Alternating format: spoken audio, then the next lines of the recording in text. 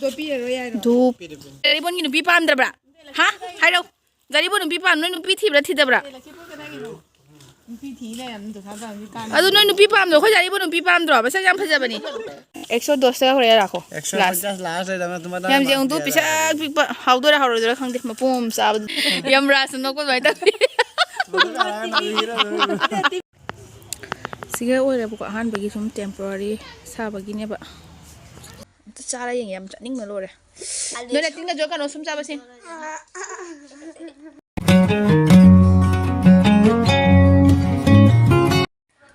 हाय ma'am good morning ma'am ngasi se numaijing ni bako ado numaijing se angang khara ina kawi bako tuition ge angang je khara phagi tawge bako ado ma'am jing mina sing ngasi gi blog se ado ngasi gi blog se hayeng ngasi thangal pangam daga su hayeng city sure thangal kani bako nga jani ngam dum khona ge ado ma'am jing mina se kai kai taw bado angang sing se ado lak na phamna lege bako morning se akhoi gi sum ja angang khara lai bako ꯇꯨꯡꯒꯤꯗꯤ ꯖꯨꯝꯕꯤ ꯑꯣꯏꯍꯧꯗꯣꯏꯕ ꯑꯗꯣ ꯁꯨꯝꯗꯤ ꯆꯥꯕ ꯑꯗꯣ ꯁꯨꯝ ꯆꯥꯕ ꯑꯉꯥꯡꯁꯤꯡꯁꯦ ꯃꯈꯣꯡꯁꯤꯡꯁꯦ ꯑꯩꯅ ꯍꯤꯗꯥꯛ ꯍꯥꯞꯀꯦꯅ ꯀꯧꯕꯅꯦꯕ ꯑꯗꯣ ꯑꯉꯥꯡꯁꯤꯡꯁꯦ ꯑꯩꯒꯤꯗꯃꯛꯇ ꯁꯔꯄ꯭ꯔꯥꯏꯖ ꯑꯃ ꯄꯨꯔꯛꯏ ꯍꯥꯏ ꯑꯗꯣ ꯁꯣꯝꯗꯒꯤ ꯀꯩꯅꯣꯁꯤꯅ ꯑꯗꯣ ꯃꯌꯥꯝꯗ ꯌꯦꯡꯍꯜꯂꯛꯀꯦ ꯑꯗꯣ ꯁꯨꯝ ꯆꯥꯕ ꯖꯨꯝꯕꯤꯁꯤꯡꯁꯤꯁꯨ ꯇꯞ ꯇꯞꯅ ꯌꯦꯡꯍꯜꯂꯛꯀꯦ ꯁꯨꯝ ꯆꯥꯕ ꯉꯥꯛꯇꯅꯦꯕ ꯀꯧꯔꯤꯁꯤꯡꯁꯦ ꯑꯩꯅꯀꯣ ꯑꯗꯣ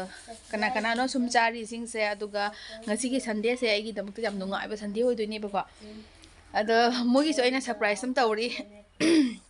exam su naksalaba sumsina nong nong sum chasalaba ko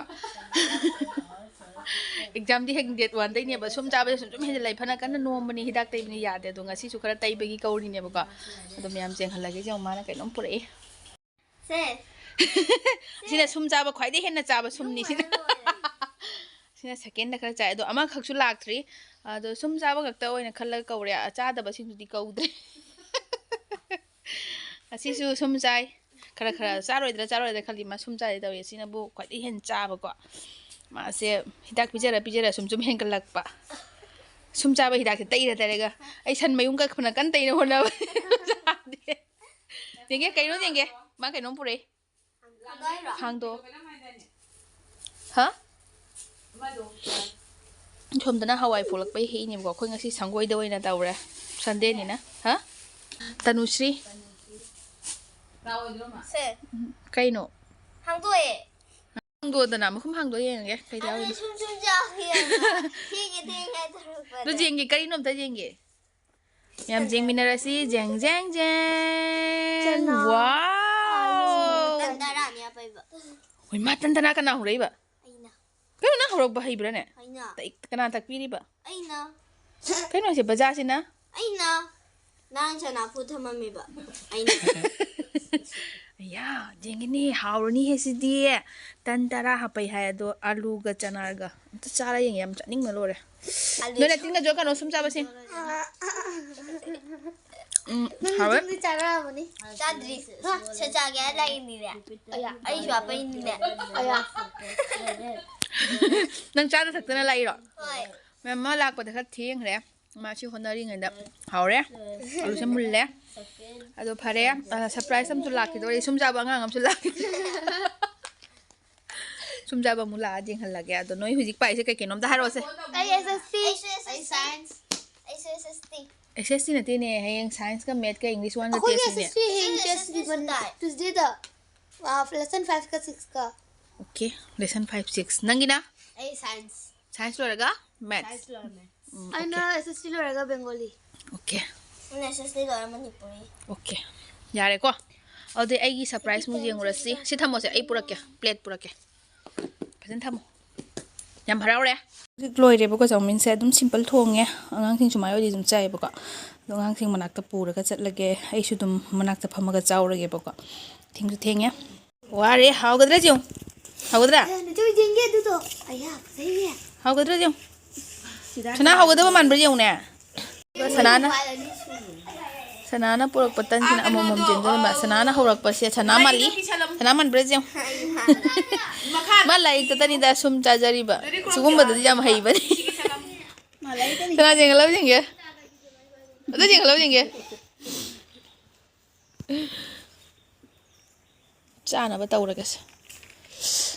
चा थकद्र नोय अंगा चा थकना तपनीदा चा जिक चाबा हौरनी ไอ้ทุ่มซุ่มจ้าบัตรนี่ให้อยู่เนี่ยซุ่มจ้าบัตรนี่ชื่อมาทุ่งมาคุยไปคุยยังไงชนะเฮาปะคุยซาบะเฮาเลยคุยจิเฮาปะจริงไงชนะกี่ตันใช่มาแล้วจ้าท่าที่เฮากันแต่ปะนี่ชนะน่ะปลอกปะอาลูนี่สิอาลูเสียจากเจ้าเลยตัวมันเราคุยเซกันนู้นคู่ไปกี่ลงจากคู่ไปกระจุเลยอย่างครั้งมันคุยจนอะไรไปบ้าพวกมึงอะแต่ว่าตันเฮาไม่ชนะใช่ที่นั่นทงไอ้นั่นทงแบบจอมินยำเฮาไอ้คือไอ้ที่อุดเลยไอ้นวลแต่บางคำเดี๋ยวมาอุณหภูมิแบบมาจุดตันนี้เขาเรียกว้าวเลยแบบมึงบ้าละยำเฮาไอ้ที่ชนะไอ้ตันนี่ใช่ยงมานาแต่อากามานาเฮาเลยไม่ใช่ท่าจะเดี๋ยวไอ้นี่ท่าจะเดี๋ยวดูมายำกันไทยมาเฮาเลยไอ้ท่าจะบอกจะหังแกตันเฮาบ้าให้บ้าสมัยมาเลยตัวเหี้ยตัวมันอย่างว่าชนะนะเฮาบ้าตันนี้ซุ่มซาราสุดสายลำดีแกมพันจ่าลำดีเลยสายลำตีนใจถ่ายลำตีนใจดิเจ้าผมไม่ใจโจ๊กบ่เห็นผมก็ค่อยจ้ากี่ก่อนไม่ใช่ชนะอยู่บ่คือนะก็ประมาณดูแมวค่อยจ้ากี่แกจ้าบลูดำยังไงกี่ก่อนไอ้ที่จังมินจะเฮาบะเฮาอีมึงอ่ะนะว้าวเอ๊ะเฮาจังเฮากันบ้างเฮาบะมึงรักษาบะบุดีรักสิตาเฮาบะTengah, cuma ni kan anak Hawi. Ini mak Hawi. Ini mak Hawi. Jadi kau, Sandi kau dingin semai sasi. Sandi tadi kau macam beli panin na. Tu pun macam tu jadi teh. Morok sang cah beloi bangam deh. Ani hidi cah beloi deh. Jangan ubah ni. Aku morok cah ngam jai. Ubah ni bukan je pai tu lah. Kau sih kau incar deh, kau nodi. Pengen ada apa? Pai, tu tiba. แม่มาคุยจ้าบลัวเลยอะตุกยำเฮาเลยหมอกชุยำชาเลยก็ตัวจะคุยไล่ป่าบะเฮาเลยนี่จ้าบลัวเลยแบบนี้เนี่ยงานกันสิสุจ้าบลัวเลยคุยไอ้จ้าบลัวเลยดูยำเฮาเลยเฮาแบบงานที่หมอกชาจ้าบางงำเลยแบบก็ตัวจิกไล่ใช่ป่าบะเฮาเลยไล่ป่าบลัวเลยก็คุยคาราโกเลยนี่แบบก็ให้ดีคุยจุ่มดูสุบตะเจียงแกแม่มาเจียงสิจุ่มดูสุไอเดียอันตัวปนมิตรดีเองแบบจะปังงำเดียบกันน้อยน้อยจริงๆแต่แบบนี้ช่างแบบนี้นะก็ตัวมาขาดสุดกันนี่จุ่มจะมีอะไรสิเขาจะงานจะตั้งหลายปันแกก็เกี่ยวเลยสิงทั้งนั้นไปสิงเลยว่าเจ้าเลยคุยสิงจุเลยบอกว่าสิงใช้ทักมาบริเตสแกนน้ำเดือลุปะ20 rupeesนี่บอกว่าตัวคุยตาดมนะสิงจะพูดไปเลยดูสิงจะให้เจลlagiบอกว่าตัวhajan belum ada ngang sih menaksat ke ken manga pura tu ini ba ani pura aku kawal di bako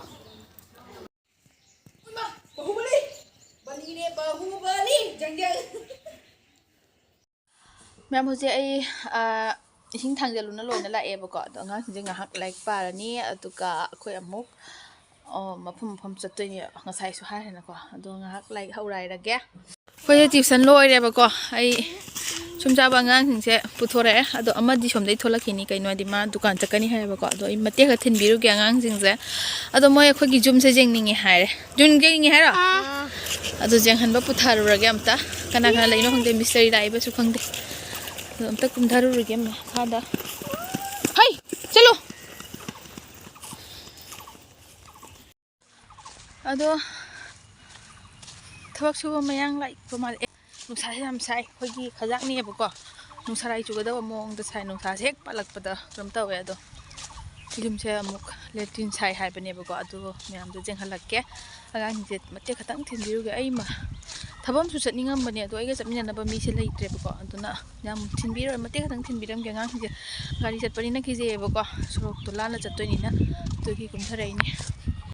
เขาไว้มารู้ก็ตัวเสียจุ่มเผาเลยสิกันนะนุ่งสายตัวล่างบันนี้นะจุ่มจะพูดเตะบอกว่า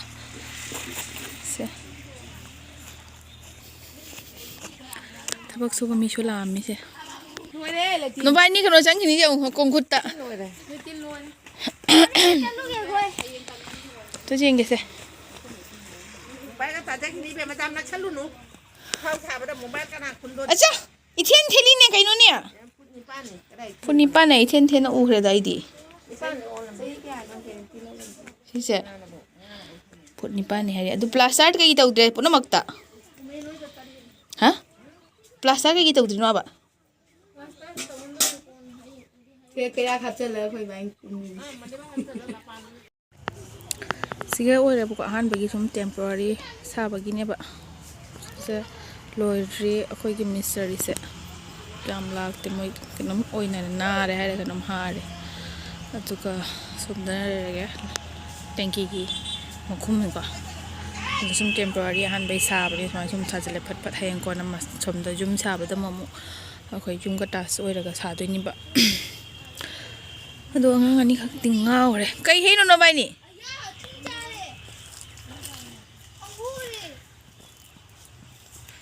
tin jab do purom ta chage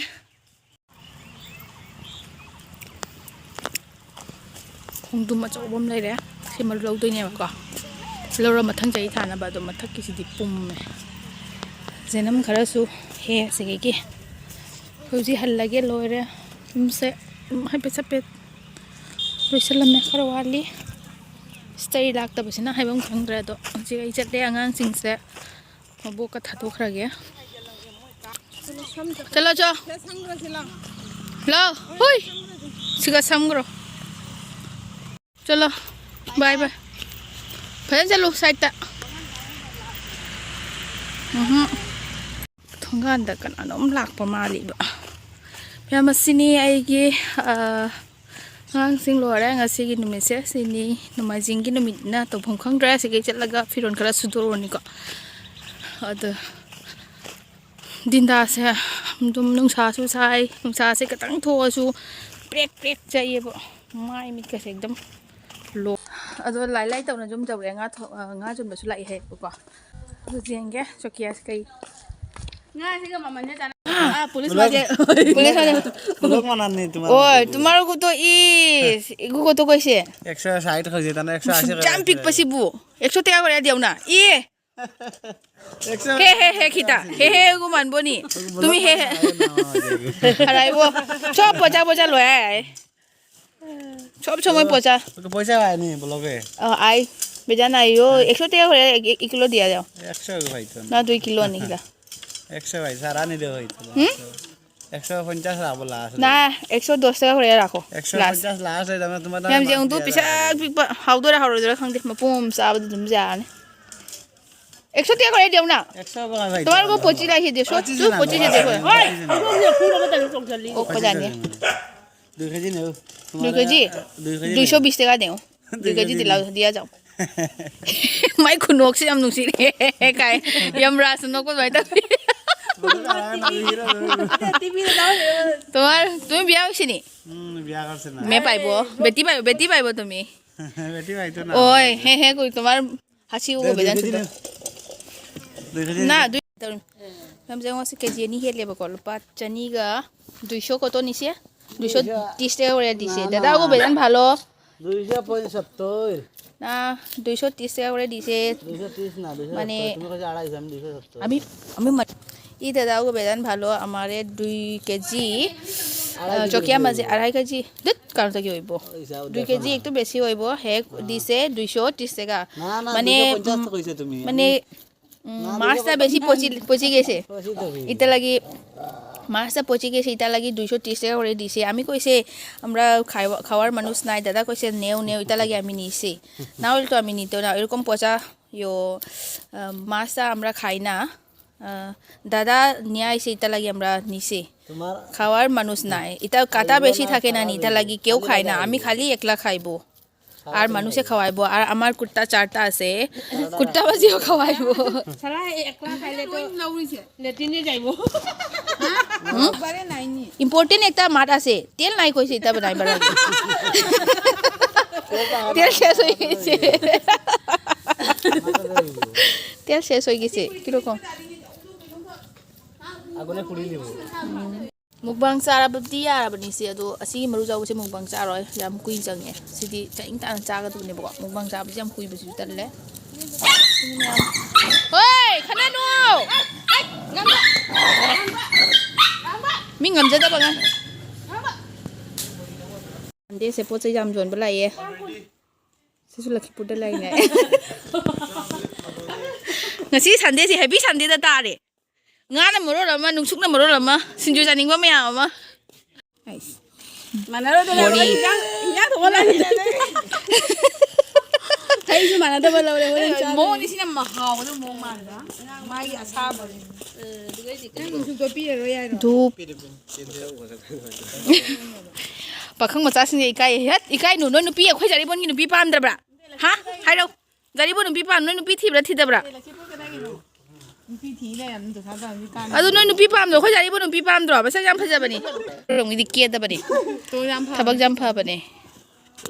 ꯅꯪ ꯁꯨꯆꯦ ꯖꯣꯂꯣꯏ ꯍꯥꯏꯔꯤ. ꯀꯔꯕꯥꯔ ꯆꯠꯂ ꯈꯪꯅꯔꯅꯤ ꯖꯥꯔꯤꯕꯣꯟꯒ ꯀꯩꯅꯣ ꯂꯩꯔꯗꯤ ꯅꯣꯏ ꯑꯗꯨꯝ ꯂꯥꯛꯊꯣꯛ ꯂꯥꯛꯁꯤꯟ ꯌꯥꯔꯦꯗꯅ ꯑꯍꯤꯡ ꯑꯃꯅꯤ ꯂꯦꯛꯄ ꯌꯥꯅꯤ ꯈꯪꯅꯗꯕ ꯑꯩꯈꯣꯏ ꯁꯤꯒꯗꯤ ꯅꯣꯏ ꯑꯍꯤꯡ ꯂꯦꯛꯎꯁꯨ ꯍꯥꯏꯔꯣꯏ ꯑꯩꯈꯣꯏꯅ ꯇꯦꯔꯤꯇꯣꯔꯤꯁ ꯑꯣꯏꯔꯝꯃꯗꯤ ꯑꯩꯈꯣꯏ